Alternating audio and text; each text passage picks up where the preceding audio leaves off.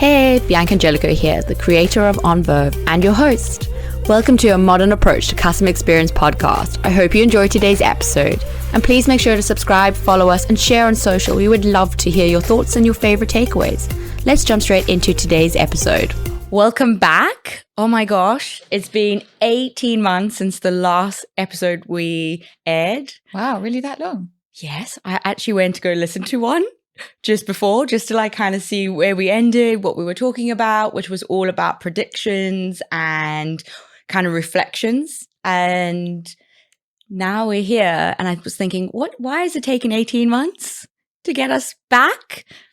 Growth of the company, the demands, and just looking at what do people keep listening to, because even still I get a weekly email saying people have downloaded the podcast, and the ones that they're listening to is all about on Verve, the culture, and what makes us special and unique.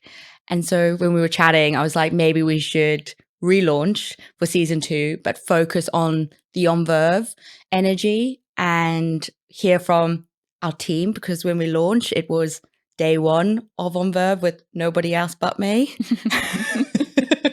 So now there's more than me. Yeah, which is exciting.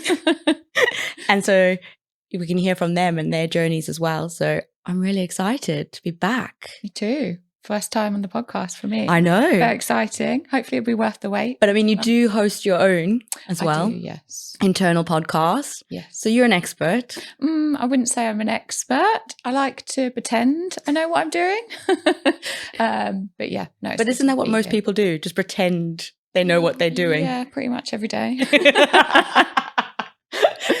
So this episode, normally I'm the host, but that's changing for this one as we launch. Today, I'm the host.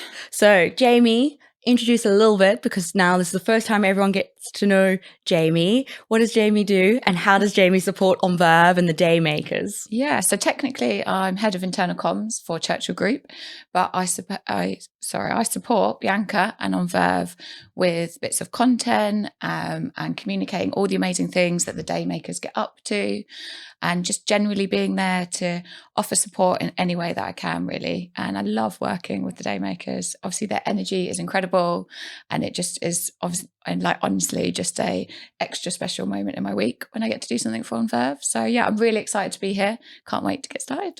Yeah, and Jamie's chosen the questions, written them. I will be honest, I've seen a quick glimpse, yet I have not prepped, haven't had a chance to even think about it. So it is going to be freestyling. Best way though. I think so. And also then it's not scripted. It's not controlled by what people sometimes say, marketing. Yeah. It's more natural, just general. it's more on Verve. And yeah, hopefully everyone will enjoy it as well. Alrighty. I'm not going to lie. I've got sweaty hands, so I'm a little bit nervous about what's about to come. Don't be nervous. It's just me. Should we get started? Yeah. You ready? Yes. Cool. So today's episode is all about exploring guest services and what its future looks like. So kicking off then, how do you see guest services evolving over the next decade, especially with all the exciting changes in technology and shifts in consumer preferences? Oof. 10 years is so hard, because I even think things change in 6 months at the moment. However, there is big trends that you can see that are going to be here for 10 years. Like you said, technology, AI, those things I don't think are going to disappear in 5 years. So we need to adapt. I've actually started writing a blog about how AI might take over guest services. Okay, interesting. I think that's it's just asking AI, like, how would you take over, or what could you do to enhance it? And the one thing AI doesn't have at the moment is that it keeps relating to corporate guest services to hotels. Okay. It can't differentiate it yet. So it just shows that it definitely will get there. With more intel it gets, it could come up with stuff like, it talks about the personalization, the data. A lot of our clients are collecting data. So it says the what, but it doesn't say the why.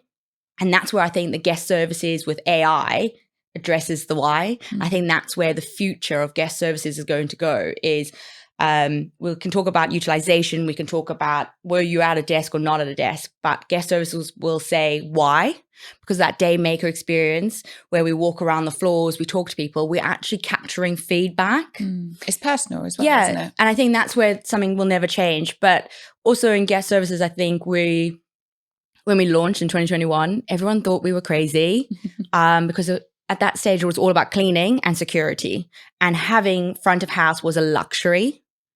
Now, everybody wants guest services, and I don't think everyone really understands how it could play. They just think they need to have it. So, of course, there's the community hosts, the community managers, and how they are connecting and creating a space of belonging. So I think that will continually grow.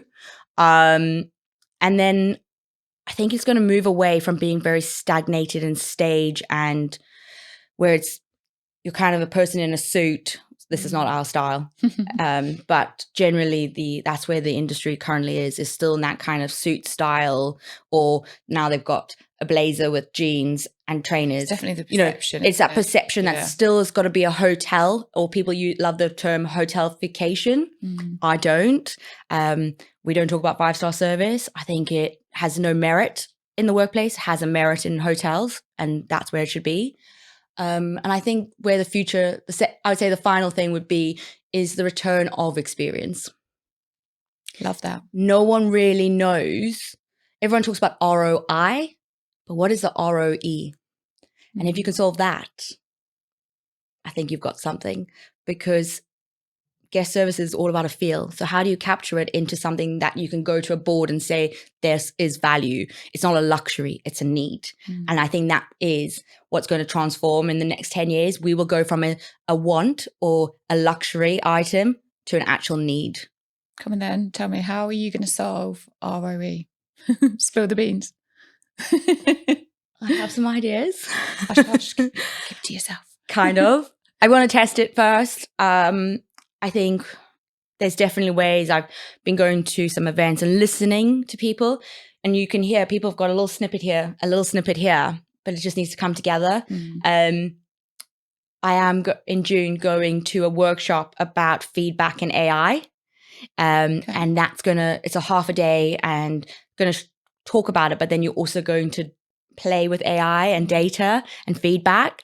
So I'm really excited about that. And I think taking some of that, what I'll learn from there and what I've heard in the events and what my clients are saying to me, what data they're capturing, I'm going to address the why, and that when they go to a board meeting, they have the why and why it's important to have on Verve, why it's important to have DayMakers and guest services in their business. Okay, food for thought. Yeah. You touched there a bit on data. So obviously data is becoming increasingly important in understanding kind of those guest needs. How do you think businesses can use data analytics to enhance the guest experience, and I suppose without sacrificing privacy? Yeah. I think there's some really cool ways. We all use an app. A lot of people use an app now to book your desk and your meeting room. We are creatures of habit as humans. As much as everyone's like, oh, I'm not that, I try different things. But how many times do you sleep on the same side of the bed? Yep. You know what I mean? Like basic stuff. Yeah. I'm a girl of routine. But even that, like you go to bed, you go on the same side. How do you brush your teeth for the same place? And we all have these routines and habits. And we have that also in the workplace. I like a certain desk. When I go to a certain client's office, I like to have a certain setup. Even though I love change and I love disrupting things, I still like to have a bit of normal things. So I think with data, we will know what people's preference is without being too invasive. So what's your favorite desk? And then it's finding about what's around that desk that makes it your favorite. Is it the window? Is it because it's near a quiet space? Is it because it has the special functionality that others doesn't? So what happens in a moment when you go to book, but it's not available? My favorite desk is not available. My day is ruined. Yep. So, it's about then AI helping us with the app and the data, saying, not being invasive, but saying, oh, there's a similar desk on a different floor that is near a window and this. And it gives you, so it's not telling you to pick this or here's a whole array of like alternative options. It's actually like personalizing. And I think that's where the data and AI with guest services, you can personalize. Like, I know you like meeting room X. Fortunately, it's not booked, but we've got this for you. It's about having really now getting to know those personal, like not personal details, but like what your preference is, your personal preference of stuff, and using data and AI to help enhance and then personalize that experience for every interaction that we can have. And I think that will make a massive difference with how we can use the data and AI. I guess it's kind of like turning what could be a negative into a positive by using personalization. That's what we're kind of saying, isn't it? And all of our clients, right, keep saying to us is, how can we get more people? Everyone wants to address, how do you get more people in without forcing them, without having a mandate? Yeah. It's about, because things that it's about having a frictionless experience, and how do you remove those frictions is about capturing this little data points that you like, and then saying, if you can't have something that you want, we've got an alternative, versus just going, here's a whole array, and you get overwhelmed and you just think, well, I'll just stay home. I've invested in my home office. I've got all that I need. This is too much for me. And especially thinking about like neurodiversity, you know, like I'm a big advocate. I talk about it all the time, you know, for them having all of that it's overwhelming sometimes. And yesterday we were at the workplace event. They had a stage of talks on this side, and then on the other side there was another one. So this one kicked off absolutely fine, sounds okay. Then this one kicked off at the same time, and then you've got them going, and it's like overload on the senses. And like I really was struggling, and I asked a question, but then my brain couldn't comprehend what I was actually trying to ask, because there was too much going on. And I mean, I don't know where I am on the spectrum, but I don't think I'm like high. And I would be like, how does this encourage anybody to enter our industry if this is how a workplace event is putting on an experience? So it's interesting. So that's why I think all of these data points will make it a more inclusive workplace for all, and also make it a more desirable place, a belonging place, and allow guest services to make it a more personalized experience that's frictionless.